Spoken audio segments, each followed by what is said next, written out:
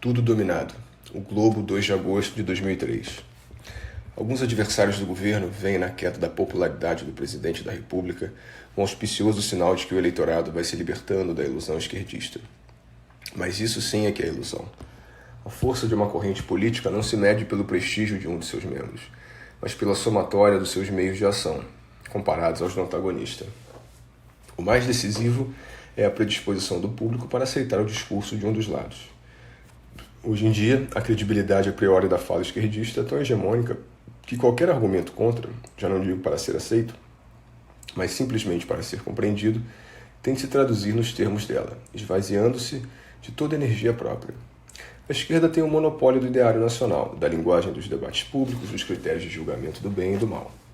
Isso equivale, em política, ao domínio do espaço aéreo em estratégia militar. O inimigo pode criar focos de resistência limitados e pontuais, mas o conjunto, o esquema geral, está sob controle. Como diriam os evangélicos, está tudo dominado. Um dos sinais mais inequívocos é o direito adquirido que qualquer esquerdista tem de ser interpretado sempre da maneira mais benévola, enquanto toda palavra que venha da direita é, infalivelmente, ouvida com malícia.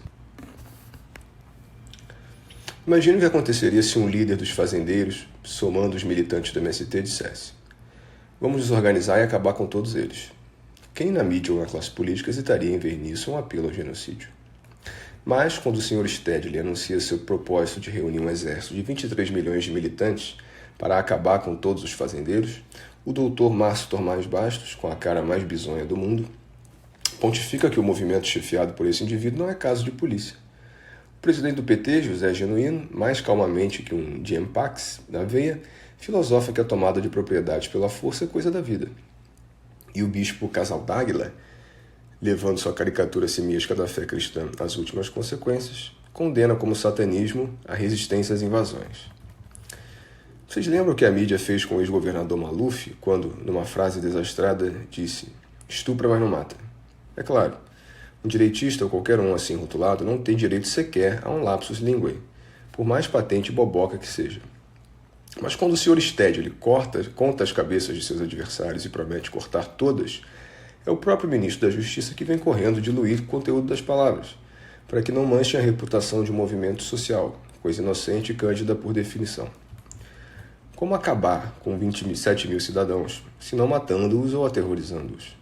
Se essa ameaça não é caso de polícia, confesso que ficarei inibido de apelar ao socorro policial na eventualidade de algum desafeto meu, reunindo 1000 parceiros armados de foices, facões, revólveres e carabinas, prometer acabar comigo. 1000 contra 1. Antigamente era covardia, era massacre. Hoje é movimento social. É honi soit qui mal y pense. Afinal, os revisionistas do Holocausto também não alegavam que Hitler jamais ameaçara matar os judeus, apenas acabar com eles? Foram os pérfidos sionistas que, retrospectivamente, atribuíram más intenções àquele doce de criatura. Hegemonia linguística é isso. Basta mudar o nome de um crime e ele deixa de ser crime. Passa a ser coisa da vida, se não a expressão da vontade divina, que só satanistas ousariam contrariar. Mas as massas de camponeses sob o comando de Mao Tse-tung não eram um movimento social? Não eram movimentos sociais as hordas de pés rapados que, com estandartes nazistas, marchavam pelas ruas de Berlim exigindo acabar com os ricos e os comunistas? Não são movimentos sociais as tropas de invasores que, no Zimbábue, já acabaram com mais de 1000 fazendeiros? Não é movimento social a narco-guerrilha colombiana que dá emprego a milhares de plantadores pobres? Segundo o nosso governo, as Farc são uma organização tão respeitável quanto o governo da Colômbia. Se, portanto, com a melhor das intenções sociais elas injetam no mercado nacional 200 toneladas de cocaína por ano, isso é ou não é um caso de polícia? É crime ou coisa da vida? Perguntem ao ministro da Justiça, perguntem a José Genuíno, perguntem a Dom Pedro Casadáguila. A língua portuguesa do Brasil, aviltada pelo abuso semântico institucionalizado, já não serve para a gente se explicar sobre o que quer que seja. Serve só para papaguear chavões esquerdistas. Por isso é que os fazendeiros se enganam tragicamente quando pensam que, com guardas armados, podem resistir às invasões. Não se vence, com balas, a força da hegemonia, o poder hipnótico de seduções verbais que, ao longo de décadas de revolução cultural, enfeitiçaram a alma da sociedade. não se vence com resistência locais e avulsas, uma estratégia abrangente e complexa que, muito antes de dominar o Estado, já dominava todas as consciências. Por isso também se enganam aqueles que, escandalizados com a maré montante das invasões e da violência em geral, cobram do governo que tome uma atitude, que cumpra a sua função. Ele já tomou essa atitude, já cumpre essa função. Todo partido revolucionário que, por meio do voto, sobe ao poder numa democracia constitucional, só pode ter uma dentre duas funções.